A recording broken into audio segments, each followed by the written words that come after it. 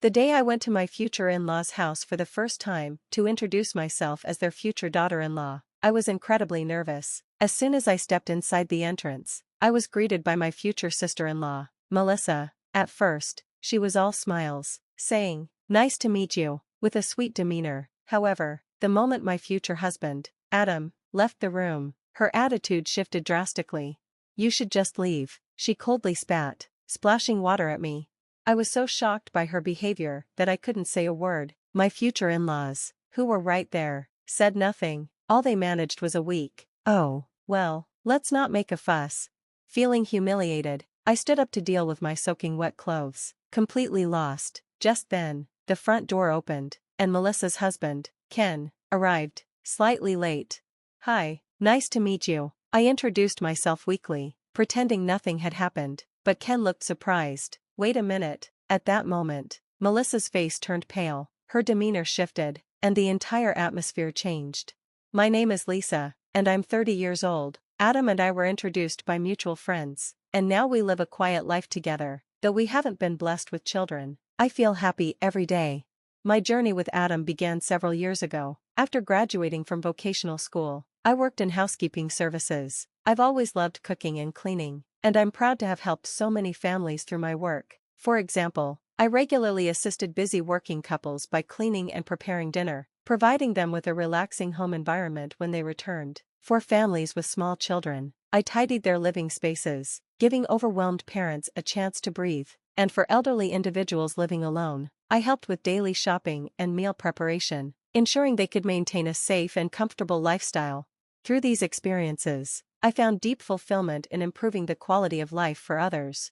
One family I'll never forget was the Thompsons. One day, I received a call from the company I worked for about a new assignment, a large, luxurious home owned by a wealthy couple. When I arrived, I was struck by the spacious yard and grand gate. However, parts of the house seemed neglected. "Hello, I'm Lisa. I'll be helping out from today," I greeted them. The husband, Mark Thompson, welcomed me warmly. "I'm Mark, and this is my wife, Amy. Thank you for coming. This house is far too big for us to handle on our own, so we're grateful for your help." Amy, though looking a bit tired, gave me a kind smile. I began by touring the house, deciding where to start. From the large living room windows, I noticed the garden. Though it needed care, it was home to beautiful flowers Amy had nurtured. "These flowers are lovely," I commented. "Thank you," she replied softly. "I've been taking care of them for years." I started cleaning, polishing windows, dusting furniture, and organizing their home. Mark and Amy often watched me work, occasionally chatting with me. "You're so skilled for someone so young. How did you get into this line of work?" Mark asked. "I've always loved cooking and cleaning since I was a child," I explained. "I wanted a career where I could help others." Mark nodded in approval, looking pleased. Over time, we grew closer. Between tasks, we would sit for tea and share stories. One day, Amy showed me their family photo album.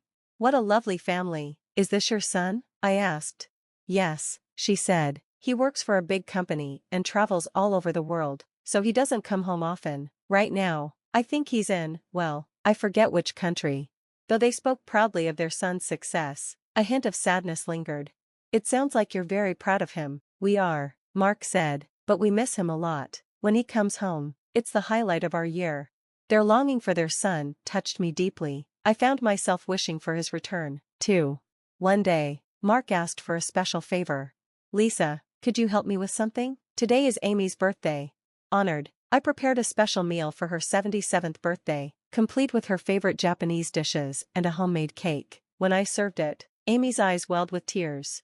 "This is the most wonderful birthday I've had in years. Thank you so much, Lisa," she said, her words deeply moving me. But time is relentless. One day, when I arrived at the Thompson house, I noticed a black ribbon on the front door. A terrible sense of dread washed over me as Amy greeted me with red, tear-streaked eyes. "I'm sorry I didn't contact you, Lisa, but Mark passed away yesterday," she said, her voice breaking. Her words hit me like a ton of bricks. Mark, who always greeted me with a warm smile, was gone. A painful tightness gripped my chest. From that day on, Amy's demeanor changed. She stopped tending to her beloved garden, and the once vibrant flowers began to wither. She would sit on the sofa, staring blankly, lost in grief. I tried everything to cheer her up, but the void in her heart remained. Even the meals I prepared would go untouched.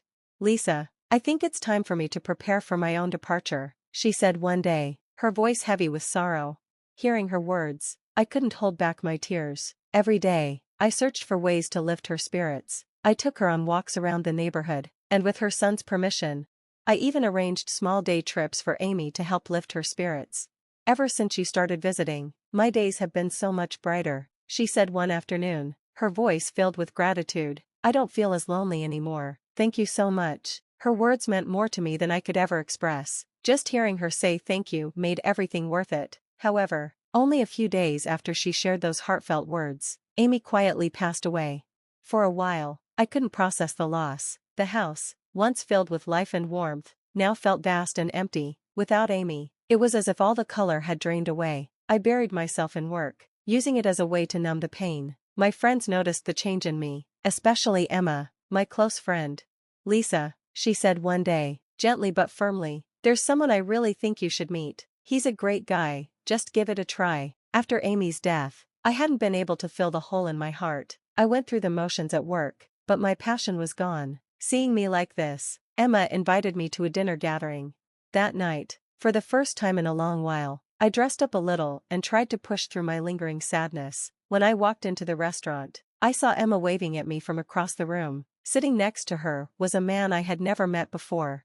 "Lisa, come meet Adam," Emma said with a wide smile. "He's a really kind guy, and I think you two will get along great." Adam greeted me with a warm, gentle smile. As the night progressed, my nerves began to settle. During dinner, we talked about our work, hobbies, and families. Eventually, I shared my story about Amy. Before I realized it, I was crying. "I'm so sorry for bringing this up," I said, embarrassed.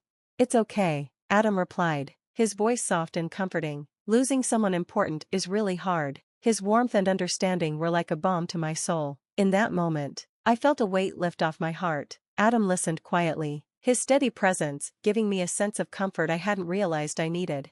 After that night, Adam and I stayed in touch. We began meeting up regularly, grabbing meals, talking during breaks in our schedules, and simply enjoying each other's company. Spending time with Adam gradually filled the void in my heart.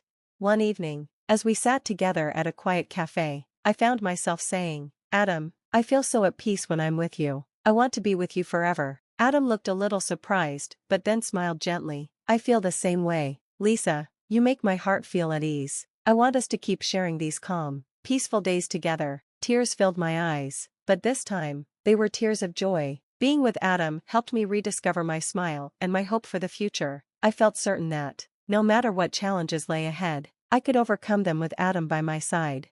From that moment on, our days together felt like a dream. Each moment spent with Adam became a treasure. A few years later, we decided to get married.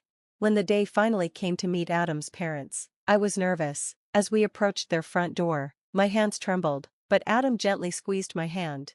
"It's okay, Lisa," he said reassuringly. "My family is really nice." At the entrance, Adam's parents, Ryan and Sarah, greeted us warmly. "Nice to meet you. I'm Lisa," I said, trying to sound confident. "Thank you for having me today." "Hello, welcome. Please come in, we've been looking forward to meeting you," Sarah replied with a smile. "Make yourself at home." The atmosphere was friendly and inviting as they guided us into the living room. Sitting there was Adam's older sister, Melissa. Melissa greeted me with a dazzling smile. She was strikingly beautiful, with long, shiny black hair that gleamed in the sunlight and big, expressive eyes. Her cheerful personality instantly lit up the room. "Hi, I'm Melissa, Adam's sister. Thank you for coming today," she said warmly. "It's an honor to be here," I replied with a smile.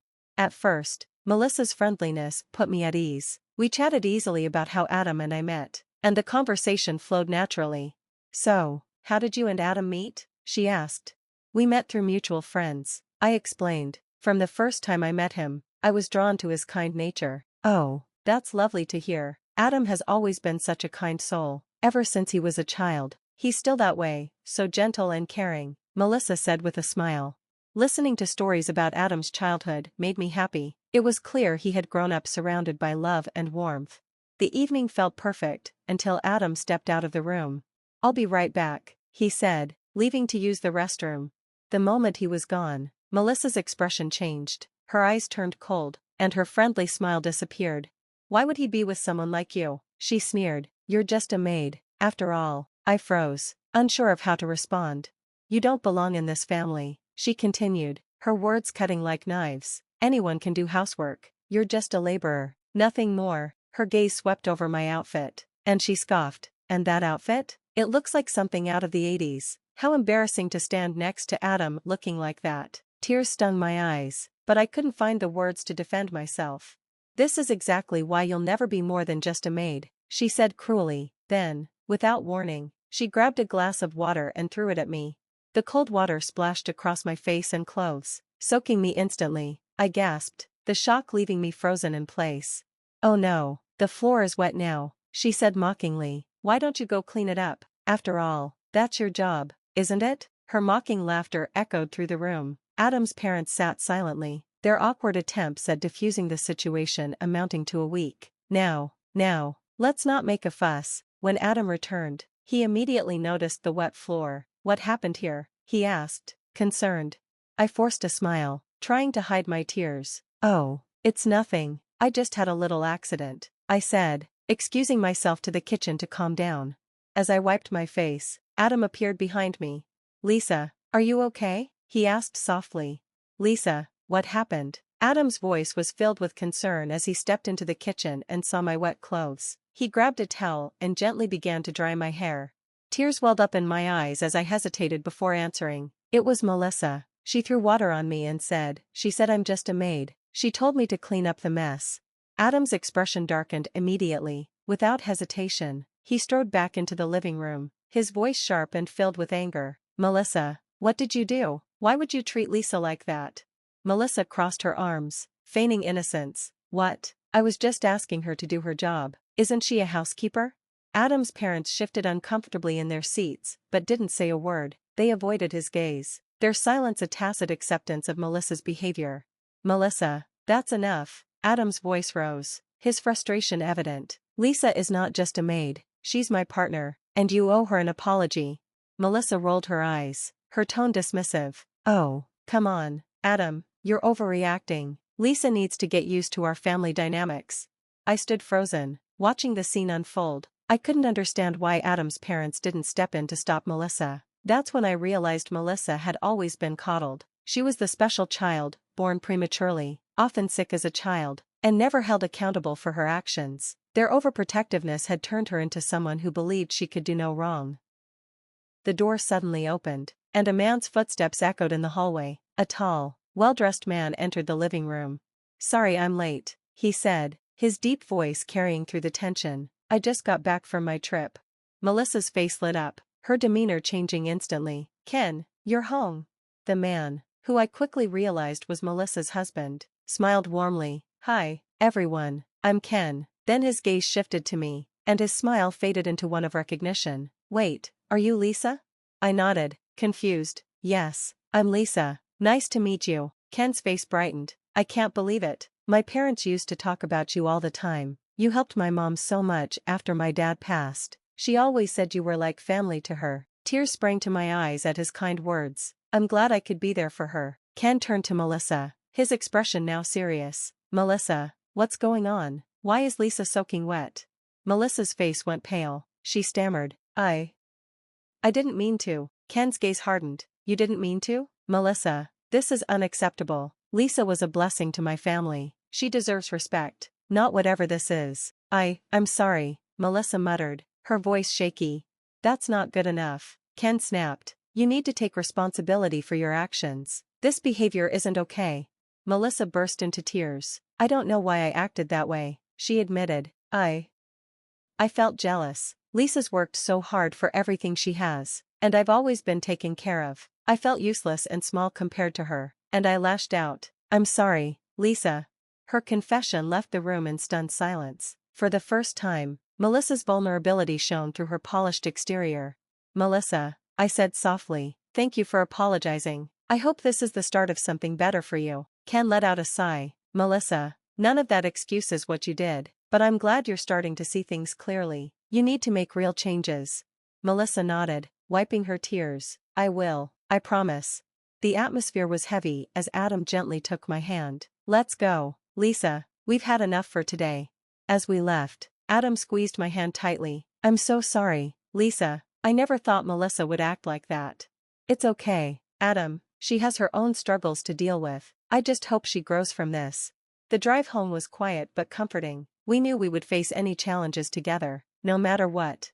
In the months that followed, Melissa's life took an unexpected turn. Her marriage to Ken unraveled as trust between them broke completely. They eventually decided to separate. Without Ken or her parents' constant support, Melissa faced the harsh reality of living on her own for the first time. She struggled but slowly began to grow. She got a job, learned to manage her finances, and discovered the strength she never knew she had. One day, months later, I ran into Melissa at a coffee shop. She looked different, still confident but with a newfound humility. Lisa, she said softly, it's been a while. It has. How are you?